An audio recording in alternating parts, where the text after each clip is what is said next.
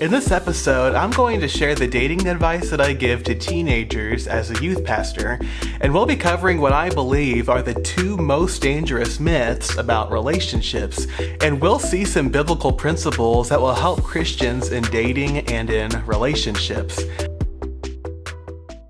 Hi, my name is David Cipriano. I'm a youth pastor, and my goal is to teach the Bible and to help you follow Jesus. Now, I've been married for almost 4 years, and I've been with my wife for over 7 years now. And while I'm certainly not an expert, and while I certainly don't know everything, there's some principles from the Bible that have helped me, and I believe that they're also going to serve you. So I just want to share some biblical advice about dating and relationships. And I think that whenever it comes to relationships, some churches and youth groups will make a couple of mistakes. I think that one of these mistakes is not talking about relationships, and unfortunately this was me my first few years as a youth pastor, where I didn't really say anything about dating at all. But I think that another mistake about dating or relationship advice is by giving extreme advice, where the mentality is basically don't think about girls or guys, don't think about them until it's so obvious that they're the one. I remember hearing one pastor give this dating or relationship analogy, and it was about how Adam was sleeping and then all of a sudden Eve was there. And basically the takeaway was that we shouldn't be looking at all, and that we should be sleeping, and then all of a sudden God's going to put the person right in front of us. And while I do get some of what they were trying to say, I don't think that this is a very good analogy, because while I get the intention of not just looking so desperately and just settling for anybody, I think that whenever we give the analogy of Adam and Eve and how Adam was sleeping and then she was all of a sudden in front of him, I think that if a person was to try to really take that advice, I'm just not really sure how they would ever find that person. I remember one of my friends in college, he was trying to talk to this girl, and she told him that he shouldn't talk to her unless he was 100% sure that she was the one. And I think that often people have heard such extreme advice as far as dating and relationships that it ends up hurting them in the opposite direction. But the Bible says in Proverbs 18:22, "Whoso findeth a wife findeth a good thing, and obtaineth favor of the Lord." And so finding a wife is a good thing. And obviously that doesn't just mean to find anybody, or that any wife that you find would be a good one. But I think that some advice that people give can be harmful, and it can prevent a person from finding the one. So whenever I talk to my youth group about dating and relationships, I don't want to make the mistake of not talking about them at all. I don't want to pretend like any relationship is good, but I also don't want to give extreme advice the other way, where people might start to think that dating or relationships are totally wrong. Now, on the topic of dating advice, one of the most common questions that people might have is, should teenagers date? Well, personally, my story is that whenever I was a teenager, I decided not to date. I didn't date or really try to talk to anybody until I went to college, and I believe that that was a good decision. It was a decision that served me well. That decision spared me from a lot of problems in high school. It saved me from a lot of drama and heartbreak. And I personally believe that teenagers shouldn't date, but I wouldn't necessarily call it a sin. And the reason why I wouldn't is because the Bible never says that it is. And I don't want to be legalistic in this area. I don't want to be like a Pharisee who's putting a rule that's not found in the Bible. And while I do have my opinions, and while I would recommend that teenagers not date, I wouldn't want to make that a rule that other people have to follow, because the Bible doesn't give us that rule. So as a youth pastor, if there's a teenager in my youth group who is dating somebody where it's a better situation and they're dating a person who is a good Christian and that couple is doing right, then I'm going to support them and I'm not going to judge them, but I would also discourage a wrong relationship. So if a teenager is dating the wrong person, or if it's not a good situation, I would discourage that. But if a person were to ask me what I would would personally recommend, I would suggest waiting until you're older. And again, not saying that dating is wrong or that it's a sin. That's just my personal experience, and that's my advice that I would give.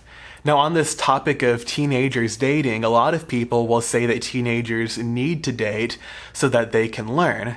And on one hand, I get where they're coming from. I think that there are some valuable lessons that you can learn in a relationship. But from what I'm not seeing teenagers who date from a really young age where they end up learning all of these valuable life lessons that they can apply later. Personally, what I see is a lot of people who get into drama and heartbreak where they're emotionally attached and they end up getting hurt. And I'm not really seeing a lot of teenagers who date and then learn greatly from those experiences. And I'm not saying that it can't happen, but I think that as a general rule, that's not happening. So I don't agree with the idea that teenagers need to date so that they can learn. Because kids who have always dated from a young age don't really tend to be that wise. And on the other hand, my wife and I didn't really date anybody until we went to college, and I think that we did pretty well. Now, obviously, we had a lot of learning to do, and we still have some learning to do, but it's not like we were behind the curve. It's not like our relationship was worse than the people who had dated ever since they were 12 or 13.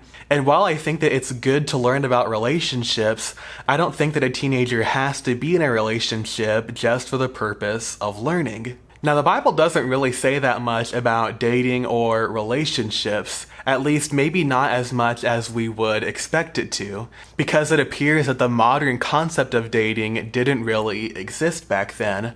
But I believe that the Bible provides all of the necessary principles that we need. And we can take these biblical principles and apply them to our relationships. And I want to share a verse with you that's Proverbs 14:12, and it says, "There is a way which seemeth right unto a man, but the end thereof are the ways of death." Now, if I'm being honest, that's not a very encouraging verse. That verse doesn't sound very positive, but I believe that that verse contains a very important warning. That there is a way which seems right to us. Sometimes we have this idea or this plan that we think would be best, but in reality the ending is death. If we look at the unfortunate statistics about marriage, 40 to 50% of them end in divorce. And of those people who are on their second marriage, 60 to 70% of those are divorced. Now, I'm not sharing this stat to make you feel hopeless. Rather, this is me saying that it doesn't have to be this way. I think that without a doubt, choosing the person that you marry is the most important decision of your life outside of salvation.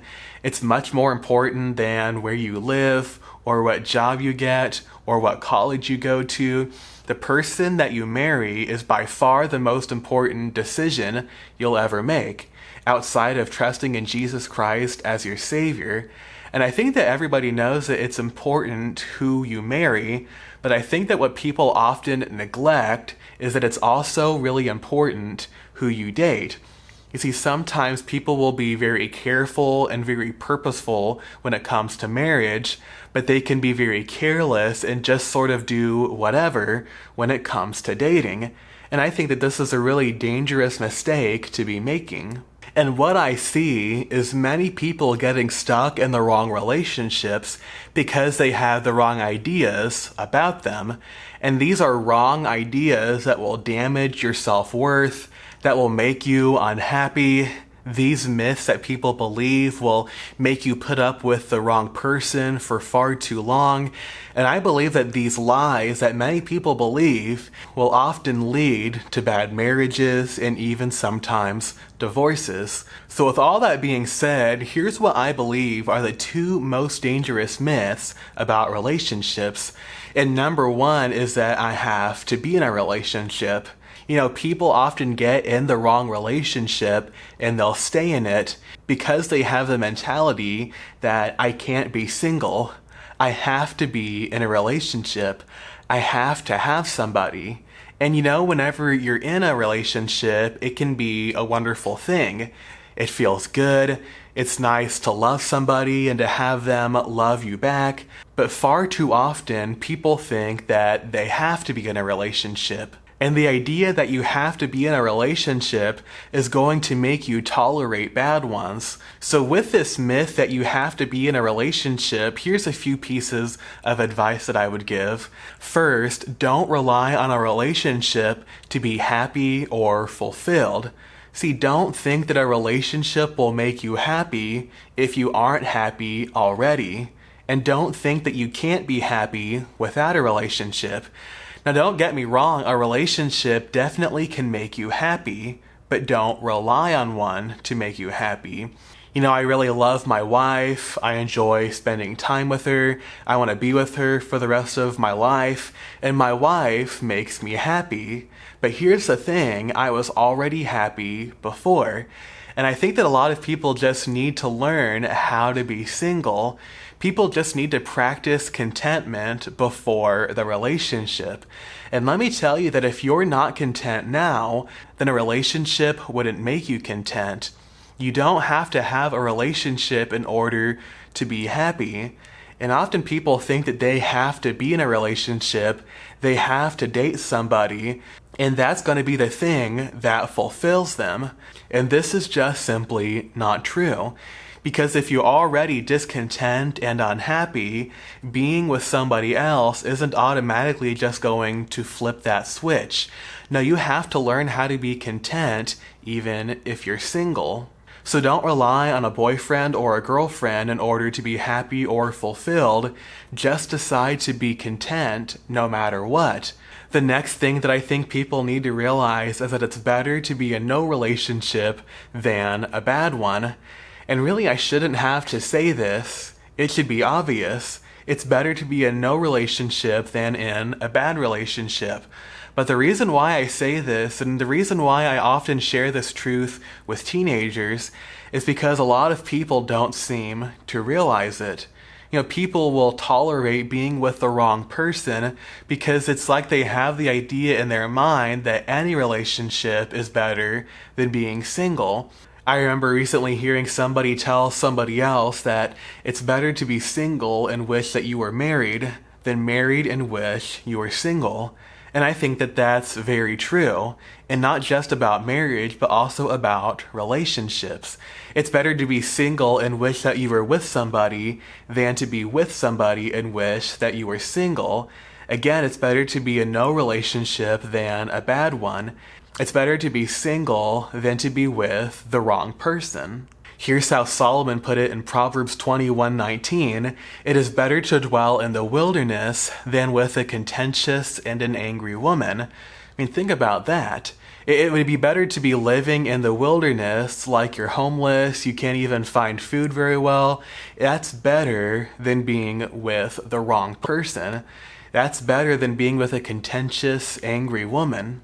And let me tell you that if somebody isn't good to date, then they will be horrible to marry. Because sometimes there will be couples who are constantly fighting, they're not very happy together, they don't love each other the way that they should, and they think that getting married or having a kid is going to fix that. And that is just such a wrong idea. Because if you don't enjoy dating that person, you will hate being married to them. Because dating is sort of like a job interview. You know, in a job interview, you want to impress that interviewer. You want to put your best foot forward. You want to make yourself look as good as possible. And that's kind of how dating is, especially in those earlier stages. And let me tell you that if that person doesn't interview well, or if they don't date well, they will be awful to be married to. If you don't enjoy spending time with a person, or if you don't enjoy it whenever you go on dates together, you will definitely not like living in the same house with them and being with them for the rest of your life. Because it's better to be in no relationship than it is to be in a bad relationship. Currently, in my youth group, we're going through a series talking about relationships, and I've been having teenagers submit questions anonymously about them. And one of the questions that we got, basically it was asking, is it better to date a Christian who's disrespectful and doesn't treat you right, Or should you date a non-Christian who is respectful and who does treat you right? So basically the question was, should I date a bad Christian or a good non-Christian? And really my answer to that is neither. And those aren't the only two options. Like, instead of picking a person who you know is wrong, just wait for somebody who's right. And I think that sometimes we're so desperate to be in a relationship that we will accept and tolerate a bad relationship because we just want to be in one. And we want that relationship so badly that we're willing to tolerate a person that we know it's wrong. And I think that sometimes we will play this comparison game where you know that your situation is wrong, but you find a worse situation to compare it to. And we might sort of do some mental gymnastics where we tell ourselves, this is better than that, so it must be okay. And sometimes you get to the point where you will just eventually justify any relationship because you can compare it to a worse one, and this one is better in comparison. And sometimes we put ourselves in these made-up hypotheticals as a way of justifying doing the wrong thing. You see, a disrespectful Christian or a respectful non-Christian, those aren't your only two options. You're not forced to date either of those people. So instead of just trying to pick the lesser of two evils, just wait for somebody who's right.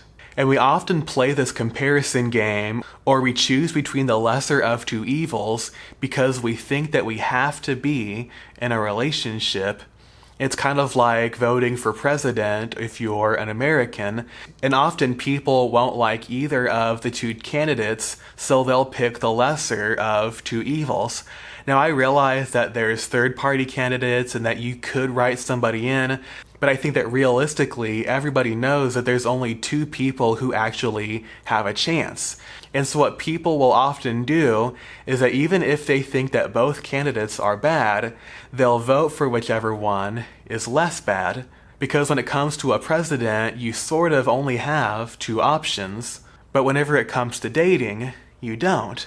It's not like those are the last two people in the entire world. You're not being forced to choose between the lesser of two evils when it comes to a boyfriend or a girlfriend. So don't make up these hypotheticals where you compare one bad thing to another bad thing to justify doing the wrong thing. No, it's better to be in no relationship than a bad relationship. Another piece of advice under this myth that I have to be in a relationship is don't think that you can't live without them. Sometimes a person knows that they're with the wrong person, but they're so afraid of breaking up, and they have like this separation anxiety because they think that they can't live without that person. They think that their life will be horrible if they leave them. And I really think that this is a dangerous place to be, because a person who thinks I can't live without them is really setting themselves up to be mistreated. See, often we think I have to be in a relationship, and we often think I have to be in this relationship. And I think that if you're dating the wrong person, whether they're toxic or they're abusive or they're a bad influence on you, you have to realize that there's other people out there. At some point, you have to just give it up. And I think that sometimes we become so emotionally attached to a person that we find loopholes to justify being with them. I remember hearing about a girl who said that she was called by God to be a missionary, and yet she was dating a person who wasn't going to be a missionary.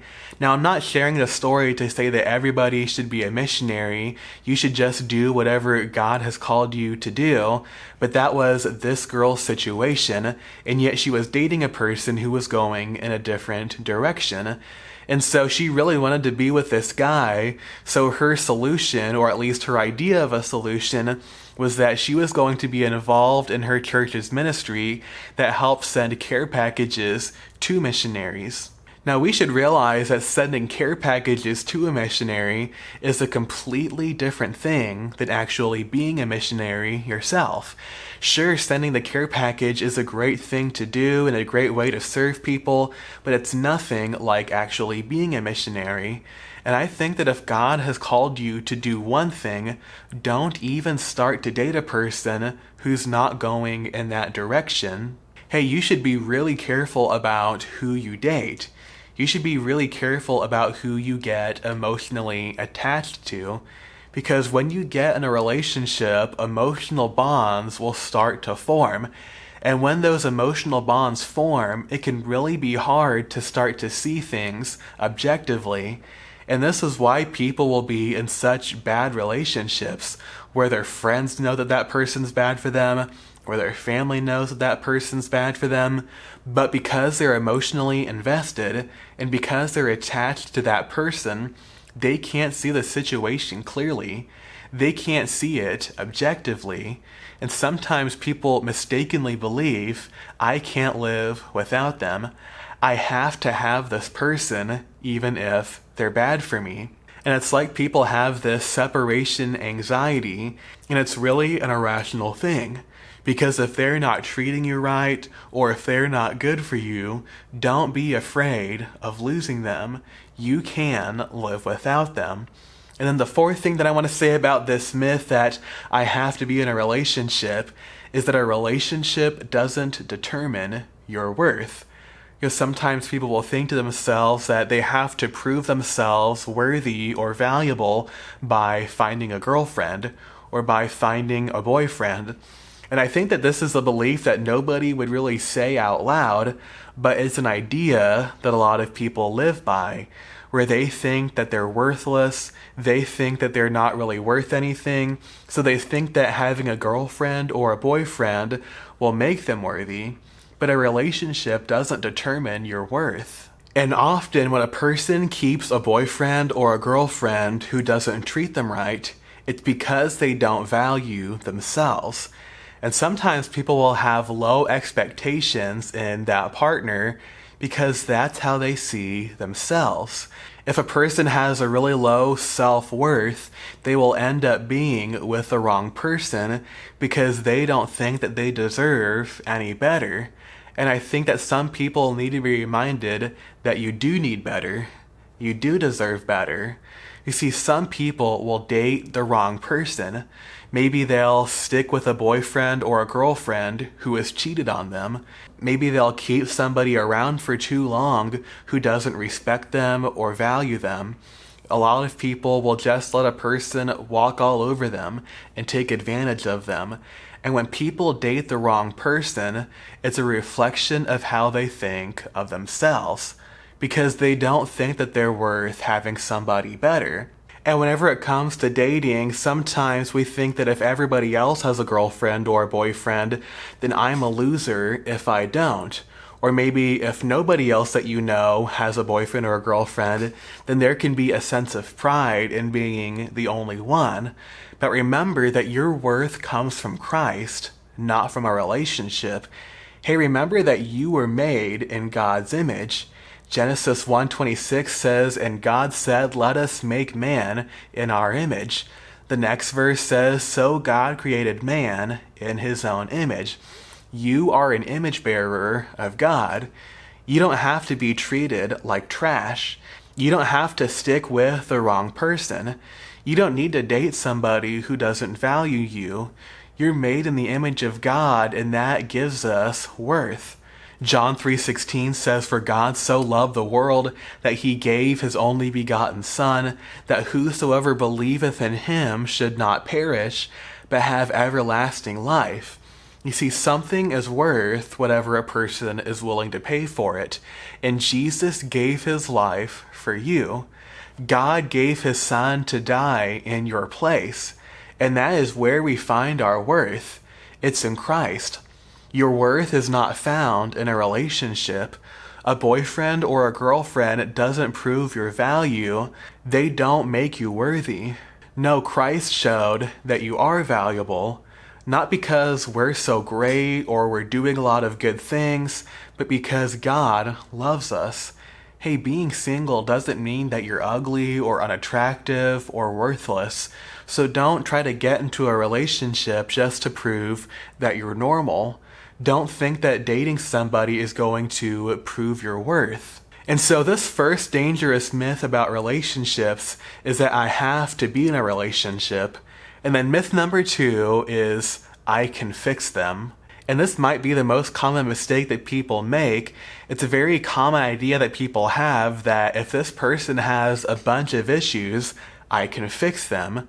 And I think that many people will want a relationship so bad that they'll just take whatever they can get. Even if they know that that person has a lot of problems, they might have a lot of deal breakers, they might have a lot of issues, but a person wants a relationship so bad that they just decide, I'll fix them. You know, a lot of people seem to like a project. If you've ever known a car guys will often have a project car, where they have this car that's constantly being worked on and constantly being fixed, and they're always doing something with it. It's a project car. And I'm afraid that some people will treat dating that way. Well, they'll find this person who has a lot of issues, they have a lot of problems, and this person is constantly working to fix them. Now, with a project car, it seems like the work is never done. Car guys are notorious for having cars that they never stop working on, and the car is never complete. The job's never finished.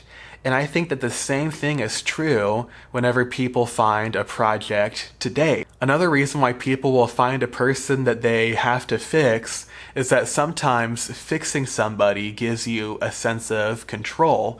It might give you a sense of purpose or accomplishment. Maybe it gives you an emotional attachment to that person.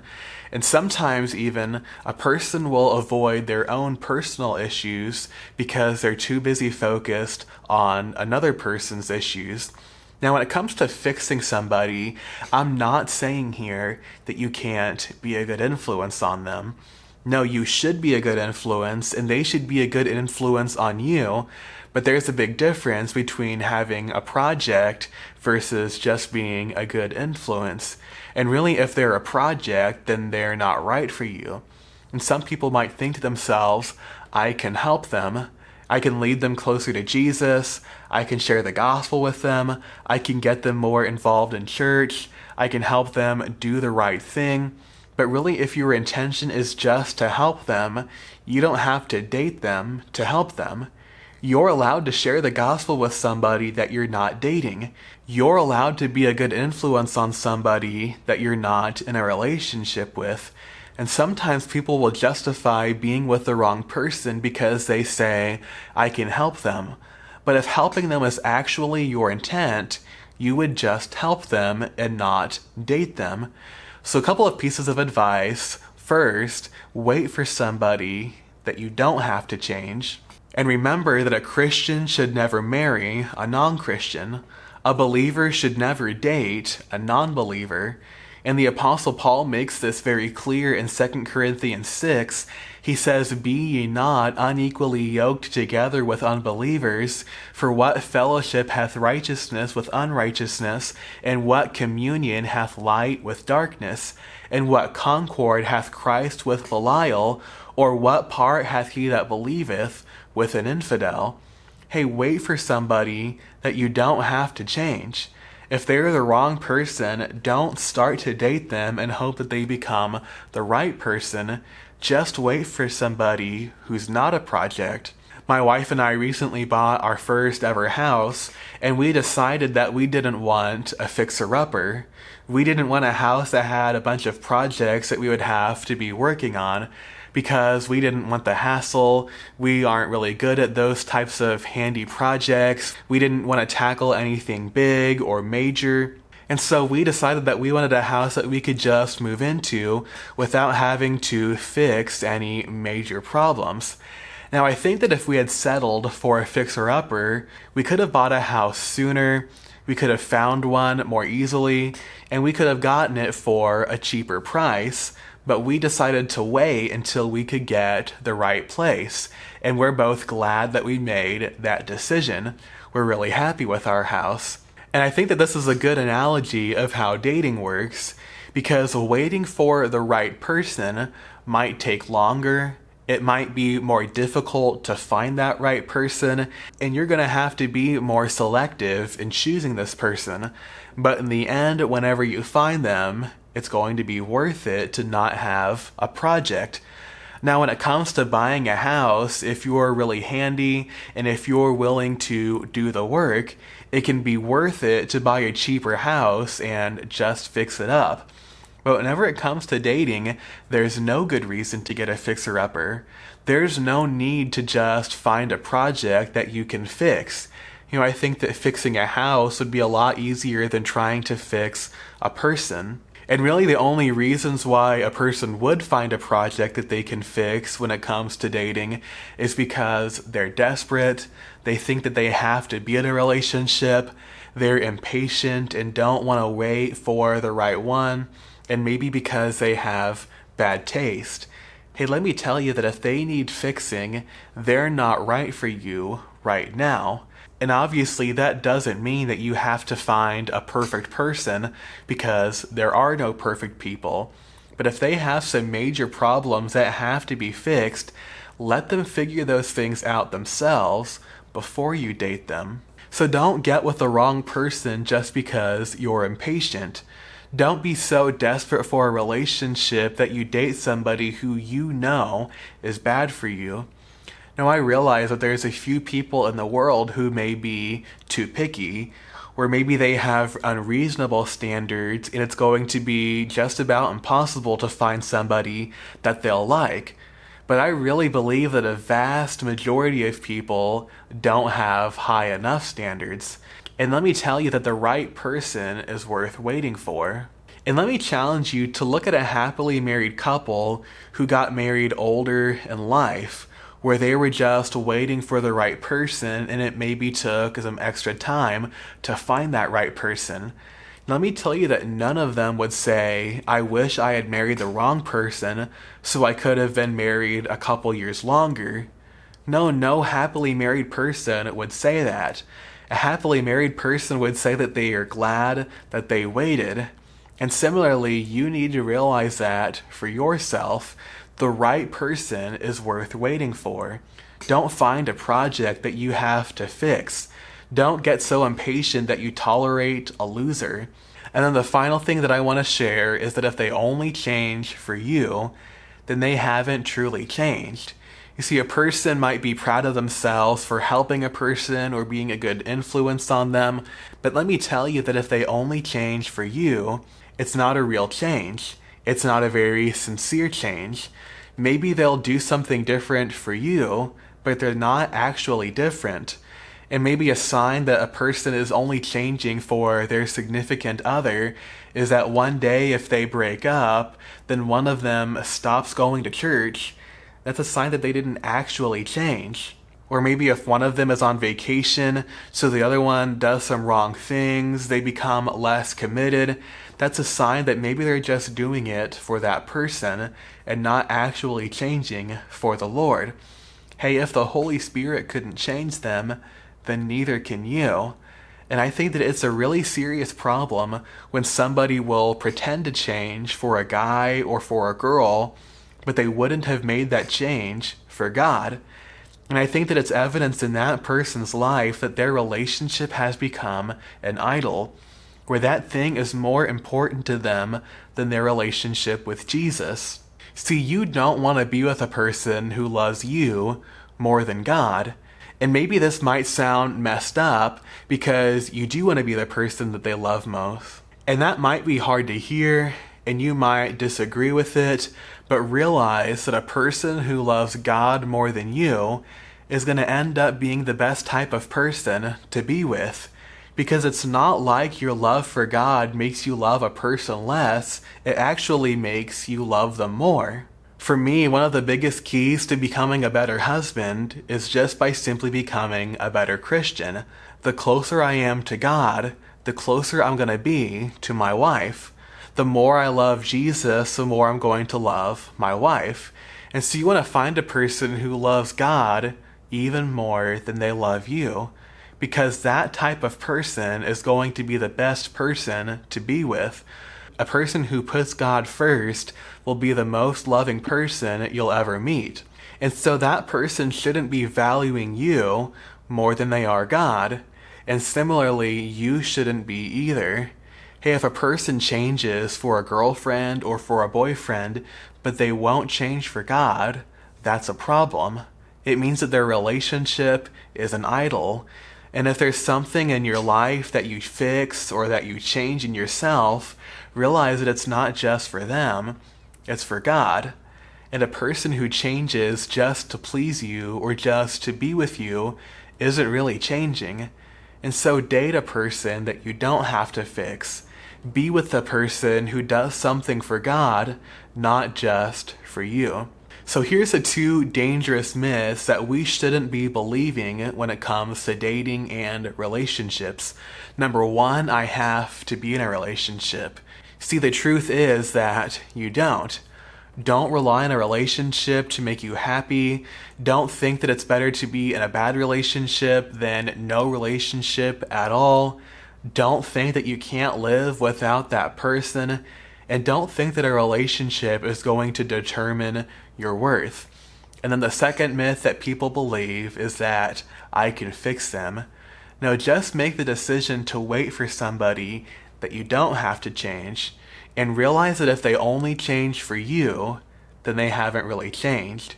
Well, I hope that this study was a help to you, and if you have any questions or maybe even criticisms about anything that I've said, leave a comment down below, and I'm going to try to answer as many of those as I can.